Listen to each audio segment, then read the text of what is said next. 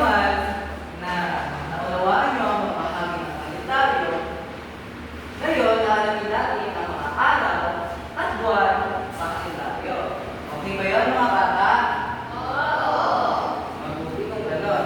Ngayon, ang buwan sa kalendaryo ay hinahati sa 4 na linggo. Ang unang linggo, pangalawang linggo, pangatlo, at ang pang-4. Grade C, ilang linggo na nga ang meron sa isang buwan? 4 po, sir. Tama. Ngayon, meron tayong 4 na linggo sa isang buwan. At ang linggo naman ay merong mga araw na linggo. Sa palagay mo, Sherry, ilang araw kaya meron sa isang linggo? Sir, sa palagay ko po ay ito. Tama. Sa linggo, meron tayong mga araw. At ang mga araw na iyon ay ito.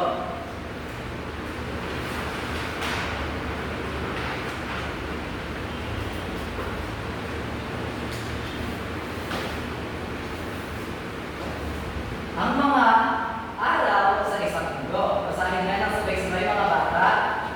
Lunes, Martes, Miyerkules, Huwebes, Biyernes, Sabado, Linggo.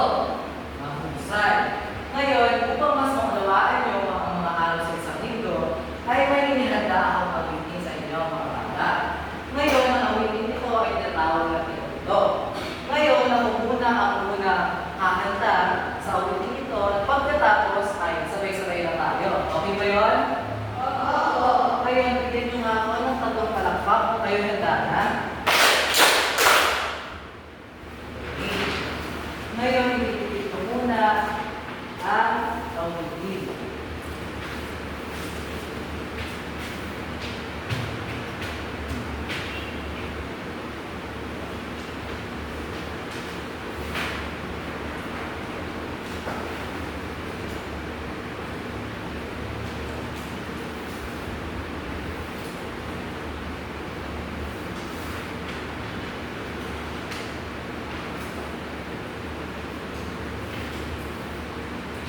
Ngayon, ganito po ang sahin.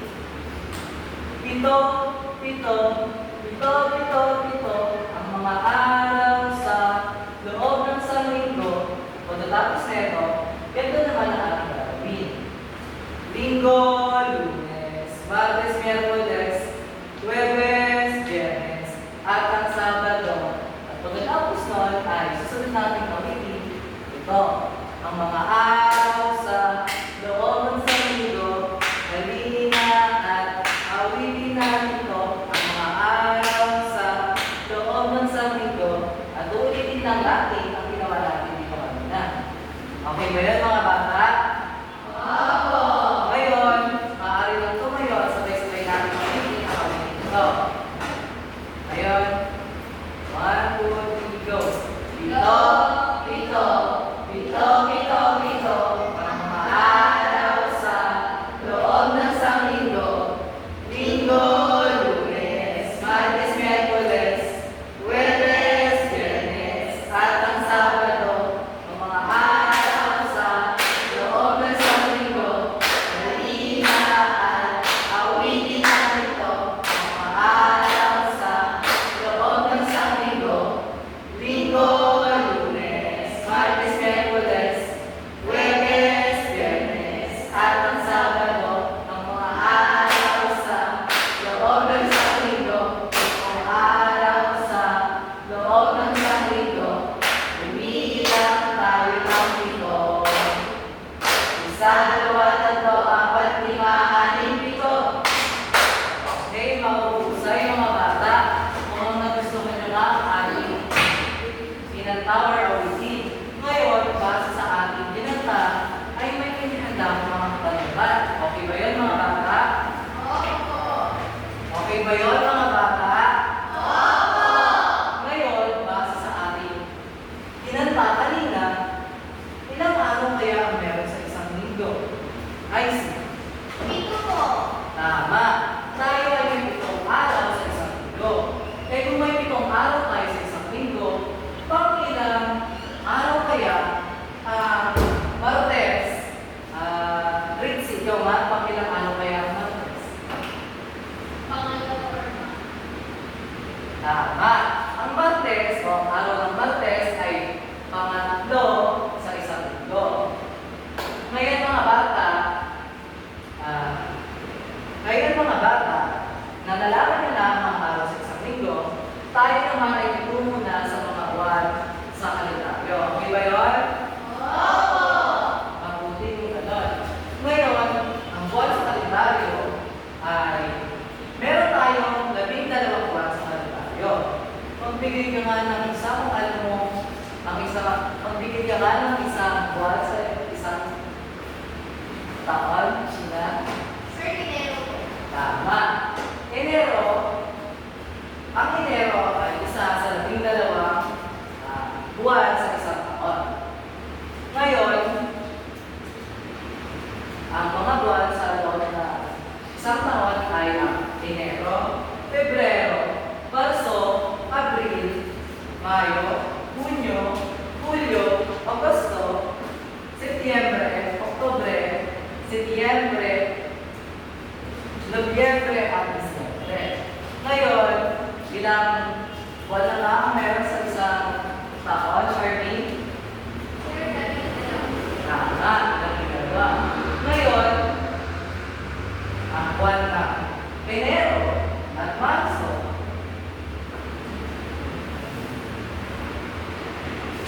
Ngayon,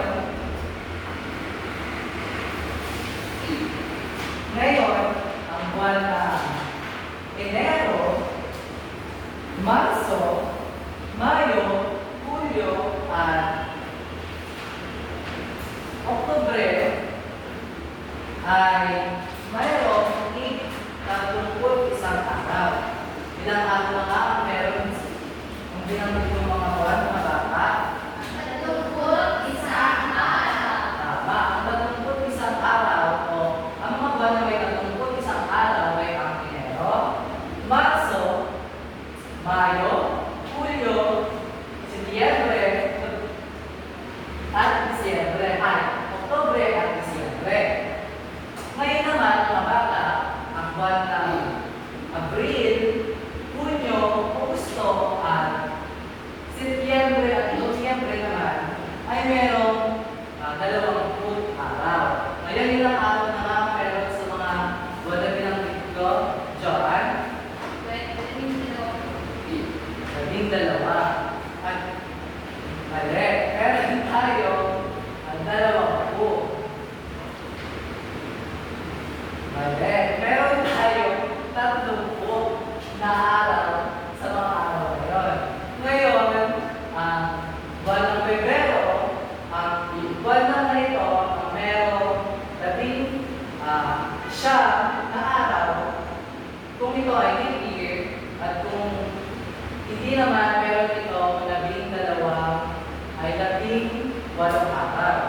Ngayon mga bata, upang mas maintindihan nyo ang mga buwan sa isang taon, ay maintindihan na ulit akong pamitin. Okay ba yun mga bata? Ngayon, ibibigay ko muna ang ating pamitin upang makita nyo.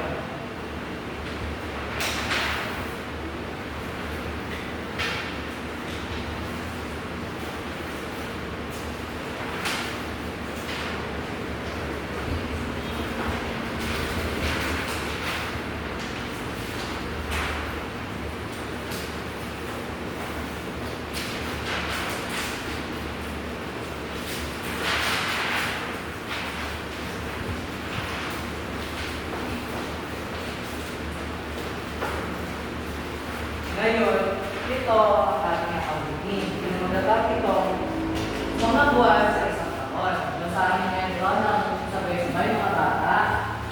Mga buwan sa isang taon. Kasi,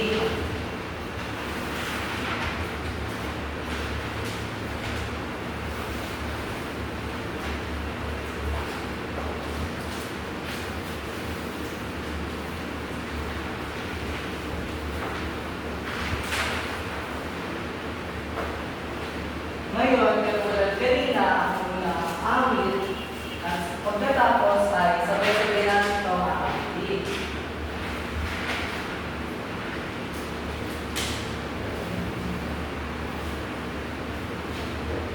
Ganito ito manangin. Meron ako nais ituro na buwan na meron ng isang taon. Kailangan mong malaman, kailangan tandaan, halina't bigbesin ng sabay-sabay. Enero, Pebrero, Marso, Abril, Mayo, Hunyo, Hulyo, Agosto, Setyembre, Oktubre, Nobyembre, Disyembre. Ito ang mga buwan sa isang taon. Nais kong malaman ang iyong kaarawan at isa pagpipilian ng iyong kapanganakan. Ayos kayo mga bata? Ngayon, maaari na kayo tumayo at gagawin natin ang sabay-sabay.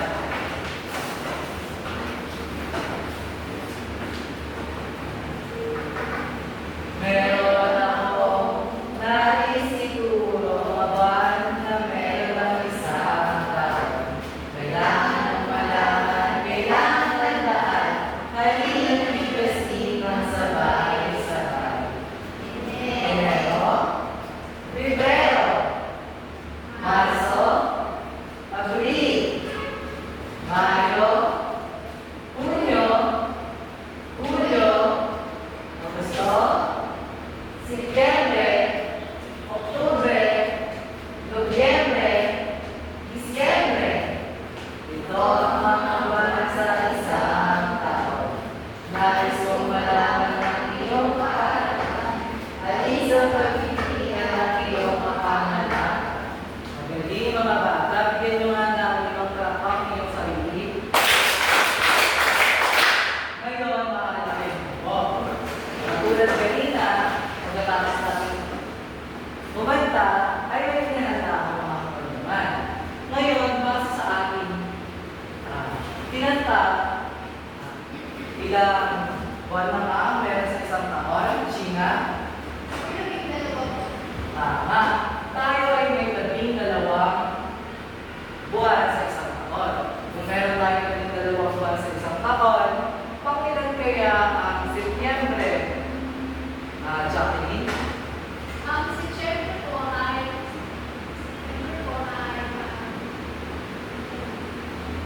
pagsampu. Tama. Isa ito pang meron. Okay. Ang Setyembre ay pang siyam na buwan.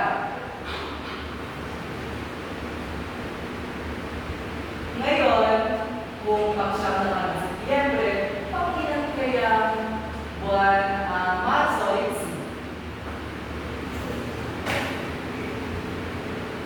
Pangatlo. Tama. Ang Marso ay pangatlo.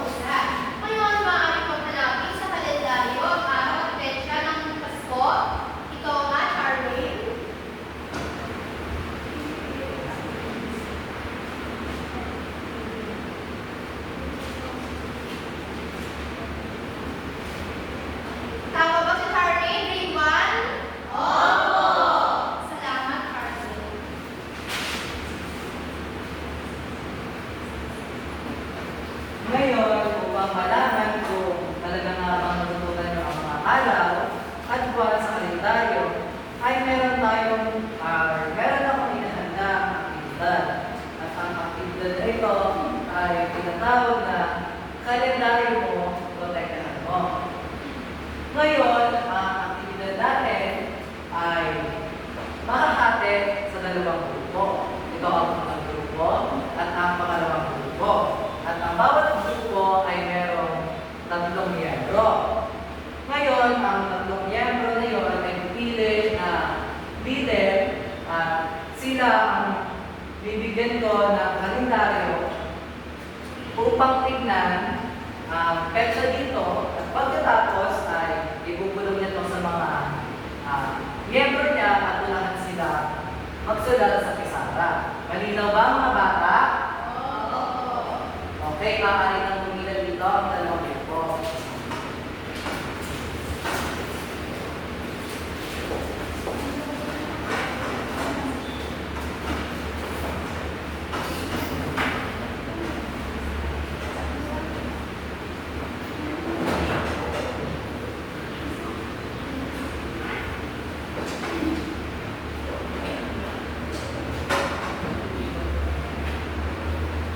Ngayon, mga bata, ang mga leader dapat ay nasa likuran sapagkat sila lamang ang titingin sa kalendaryo. Pagkatapos silang tumingin sa kalendaryo, ay ibubulong nila petsa sa kanilang miyembro at ang muling miyembro naman ang susulat sa pisara kung anong araw ito. Okay ba mga bata? Okay ba mga bata? Ngayon, magsimula na tayo. At ang araw na papahanapin ko ay December 5. Ngayon, lumapit na sa akin ang dalawang leader.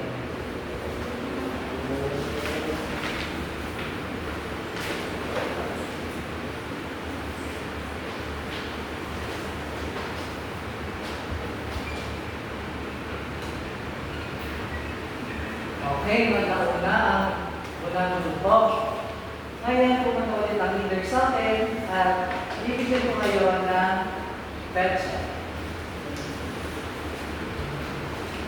At ang petsang napili ko ay bagong taon.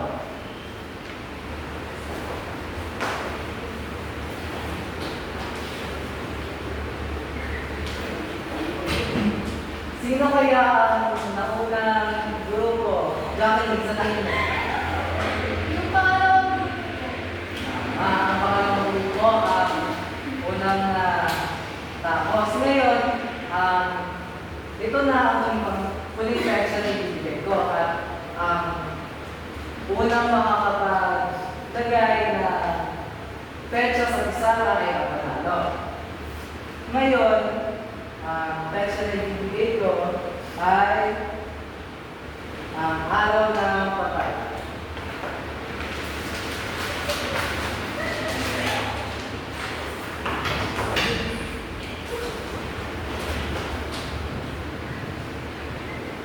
Okay, nakuha ang grupo.